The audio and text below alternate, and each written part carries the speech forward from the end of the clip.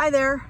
Today I want to talk to you about parenting kids that are in their late teens and just some things that I've found that really help as you start looking at transitioning kids into adulthood.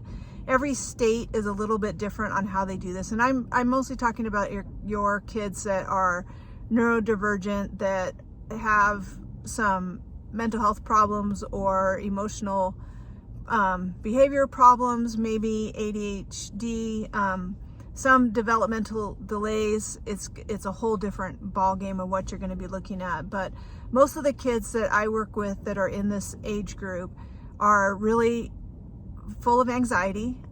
They have all kinds of outrageous behaviors, and they have all kinds of outrageous plans about what they're going to do, from anything from being a rap star to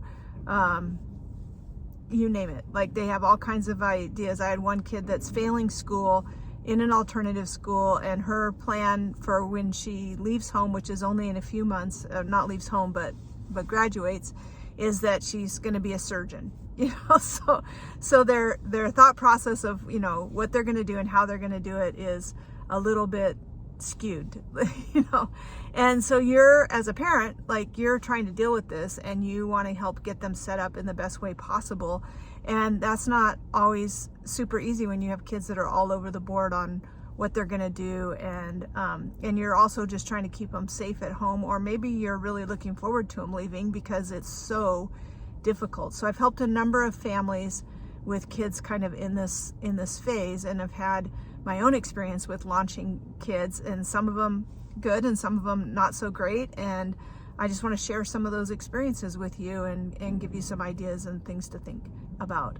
So every state is a little bit different as far as when kids turn 18 and the power of attorney and all of that you have. So with your kids with really big developmental delays, that's going to be more likely that they're going to be under your care for a lot longer. But even kids that have ADHD have a 30% delay from their peers. And so it's important to realize that they're going to need some external support for a longer amount of time than their peers. And where it's really difficult is when those kids at the same time, they're not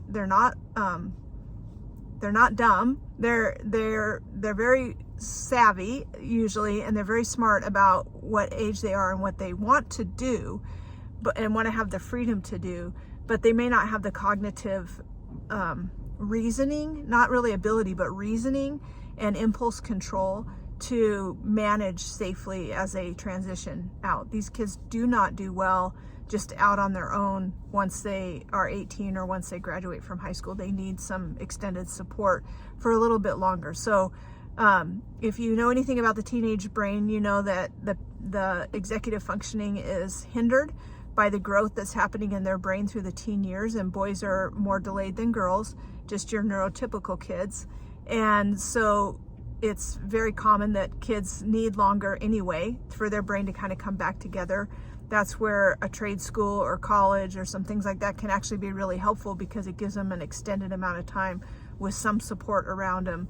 But with your neurodivergent kids, you have an even greater delay. So the pieces of their brain have not come together. Their executive functioning still may be struggling, with that. So the earlier you can start this process, I think that kids really start thinking about leaving home. Sometimes some kids, especially with attachment disorders, by 13 or 14, they're talking like, I'm out of here, really soon. They'll even talk about being emancipated, things like that. So you really want to create language around that, right? That you want them to be on a good path. You're going to do everything you can to help them be on a good path. If their goal is that they want to leave home, let's go ahead and face that. Talk about it. Like, what is the plan? Like, in our area where I come from, it's almost impossible, even with a bunch of roommates, to find a place to live that's affordable for kids. So it's something to consider, and not in a you're never going to be able to make it kind of way, but just sitting down with them and saying, okay, well, if that's your goal, that you want to have these roommates and do this, like, let's talk about those roommates and the kinds of jobs that you guys have, and start, don't be afraid to look at that path with them. That might not be the path that you want them to have, but just keep in mind that we're trying to help them to see that that they need to be on a path and that they have this family support as they go forward in the path.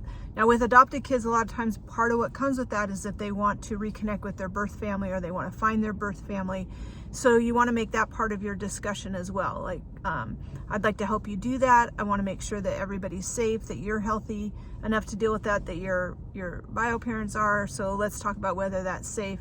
If they have Facebook and things like that, there's a really good chance they might already be making those connections. But the more that you can just address it up front and talk about it, the better. Are they ready for all of that, to be on their own, to deal with birth family, to, you know, all of these things? Probably not. And so just know that you're going to need to be that support around them as much as they will allow. But you kind of have to start early in their teen years of creating that conversation, right? Like, we're not keeping you. It's not like, oh yeah, well, good luck with that, you know, but it's how can we help you do that? Like, what's that going to look like? A lot of kids have this expectation that they can just do whatever they want when they're 18 and that you can't tell them what to do, but they still get to live at home. They still get to have your cell phone plan. They still get to have a vehicle covered by your insurance, you're probably paying the gas, you know, all of those things. They want all of those things. And it looks like just entitlement, but it's also just a lack of being able to plan and understand and responsibility. So it's a delicate balance. Like, you don't want to make it so overwhelming that they don't want to move forward, because I have kids that I work with that are like that. Like, I'll just stay here. I've got everything. My mom does my laundry. You know, the house is clean. I like this situation. I'm going to stay here. And I know with my son, it was like, I'm going to stay and take care of you. It's like, no, thank you. I don't need that, you know? So I want you to think about it in terms of, you know, how I can help you to transition into adulthood. In some places, there are really good transitional opportunities for kids, and so I look at that with a lot of families.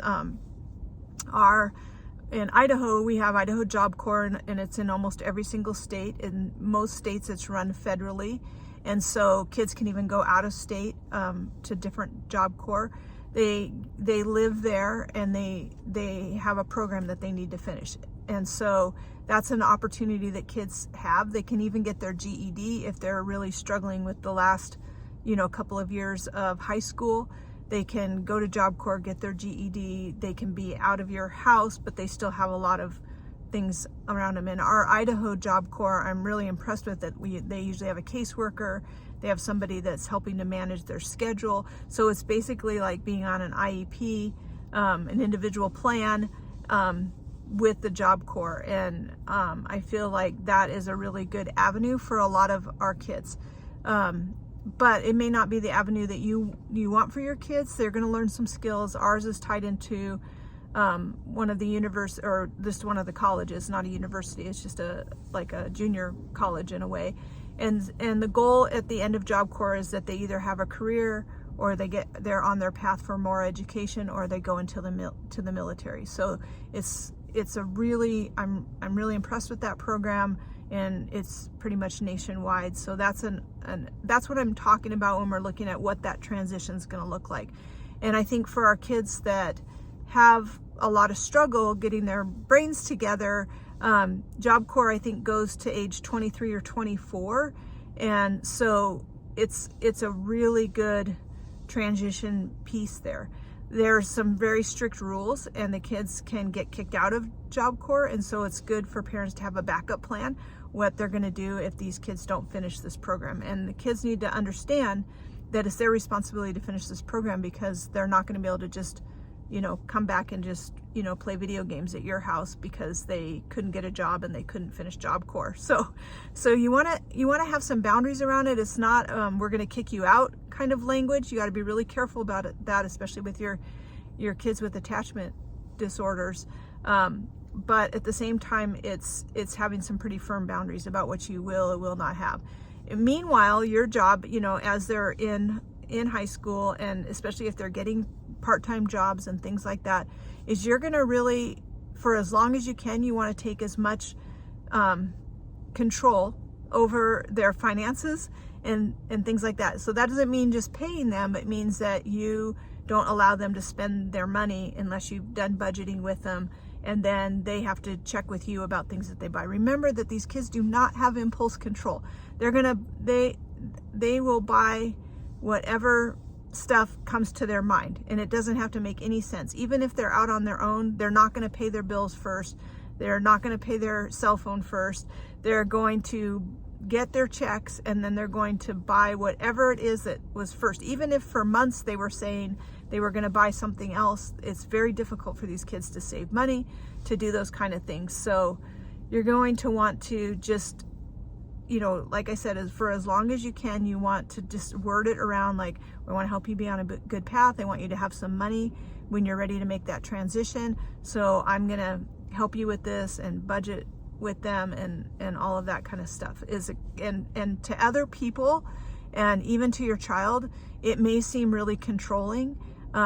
It's not to control them, but it is to help monitor and to teach it. And just keep thinking about, I have a whole course on ADHD and how it affects the brain and the executive functioning. And this is a big executive functioning thing. To be on a path, to have goals, you have to lay that out for them, and you have to really help them kind of step by step, like, hey, is this part of our plan?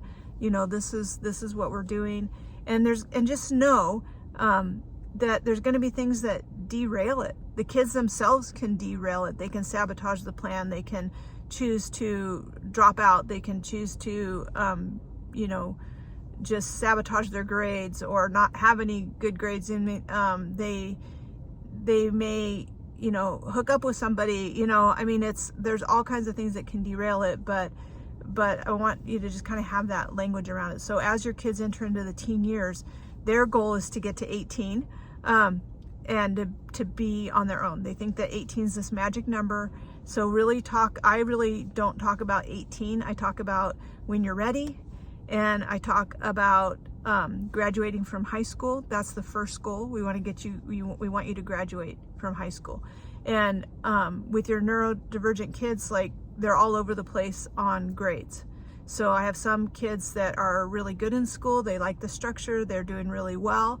But you still really need to look at what that transition looks like, and if they're really going to be able to do college, because if they have an IEP or they're on a 504, they've had some help that they might not have when they are transitioning. So you want to make sure that you help with that and wherever they go. I want to tell you about one of the universities, and if you can find another one like this, that's great. I think there's only a few in the nation, but Montana Western has a way that they do their education program that I wish more of our kids had access to. So it is a block system.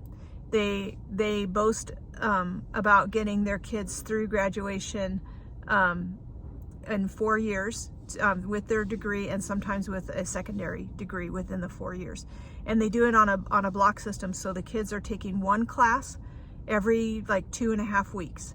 And it's a lot to get through in a 2.5 week period, but it's the only thing that they have that day. They do a lot of hands-on learning. So almost every class has some kind of hands-on component to it. The kids go to class, and then they have, a lot of the kids have jobs. They're able to get the extra help if they need it, because the professor that's teaching that class is only teaching that class for that time period. So, for example, one of my kiddos was there and really struggled in a class. She could take that class a couple of times that day if she needed extra help, because that teacher was only teaching that class. So a school like that has that kind of a system is phenomenal for our kids. I wish that our kids in high school had that same kind of thing. I would just love to see what that does for some of our kids, that their ability to focus on one thing. And this is the thing that's also true.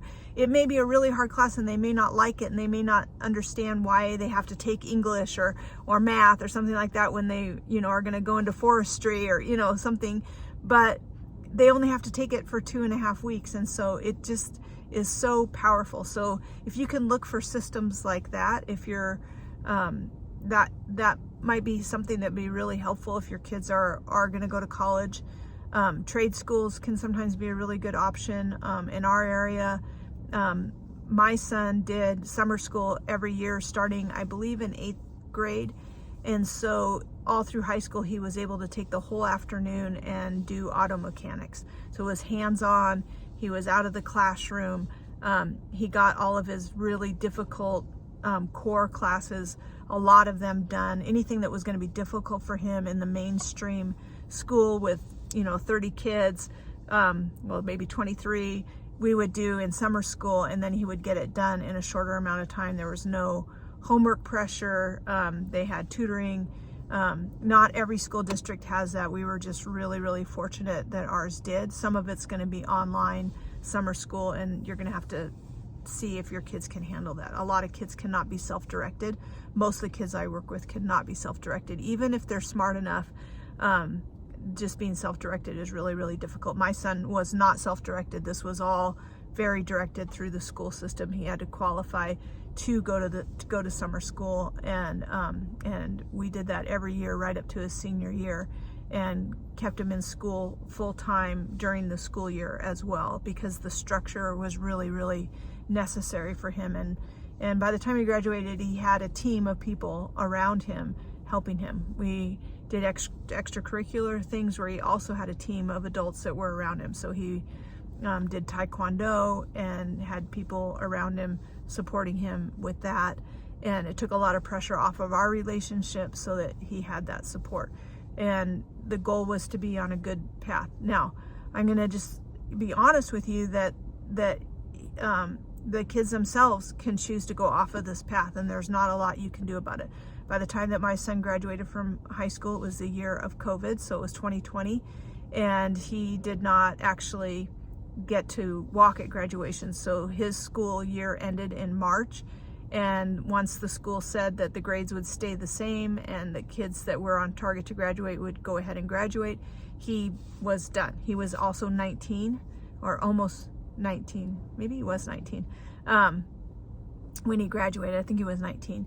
And so at that point, he was like, I don't have to do what you're saying because I set up structure and all of this, but his whole team went away and now it was just he and I. And so he said, I don't have to do this. And he decided that, well, I helped him with this too. I said, you were going to go spend some time with your birth family. This might be the best time to do it. Then come back, because he was going to go to Job Corps, which had also been shut down, so he couldn't go. Like otherwise, he could have just gone straight into Job Corps.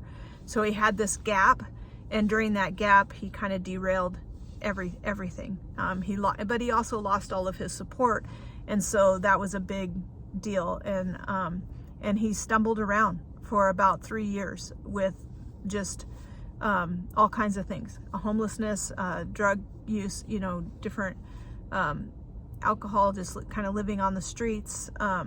He had several jobs, so he could get a job, but then he couldn't really keep the job, and really, really struggled, but didn't have like an IEP team around him or anywhere that he was willing to look for support. It wasn't actually until the last year he started getting some support because of his situation, and that actually helped him to make better choices. Once he had support around him again, he was able to like reach out for help and stuff. So now he's actually come back home for a while, and he's on a different path. There's another program that he's doing, a transitional program that teaches him life skills and teaches him career skills, and he has to do that every day from 8 to 4, and that's kind of one of the requirements. I'm not afraid to have those requirements when kids are living at home. It doesn't matter to me if you're living at home and someone's paying your rent and helping you with your food, even if it's food stamps and a vehicle, all of those things. Like you're not being a full-on adult. So he has some autonomy, but a lot of it is still very structured for a time. And our goal is to transition, back into him living on his own, which may involve living in a group home. I think after 3 years of trying to live on his own and not being able to, even with all of his good intentions, that there may just need to be some help there. And so I think just not being afraid that your kids may need that extra help can be really good. Get those evaluations done before they're 18, so you know what's going on and where they are cognitively and developmentally, and just do your best, to provide that support that you can provide. And don't be afraid to reach out to a parent coach or get some more help. We have a training program on ADHD, which talks a lot about the executive functioning and where their brains are at and the skills that they need in order to be able to function at a healthy level. And it doesn't matter what age they are. If they don't have those skills, it doesn't mean that they can never have them, but they are going to need extended support for a longer period of time. So look us up at healthyfoundations.co and look at our parent courses that we have. We have tons of videos on YouTube. Reach out for parent coaching if you need it. And we're happy to help. And just know that you're in a transition period, and the goal is to get them to be able to, at least for you to know as a parent what you're going to do in their future. And everybody's a little different. Some families know that the kids are going to be living, with them or on their property or, nearby and need that support. I have other families that saw that their kids were, good in science or math and got them into pharmaceutical program. Some kids can do college if it's very, designed for where their strengths are. So it just don't look at it like a cutoff date, right? Just look at it as, what the requirements are and what they need to do. And it's baby steps and helping them to, it can be this or it can be this. You can choose this or you can choose that.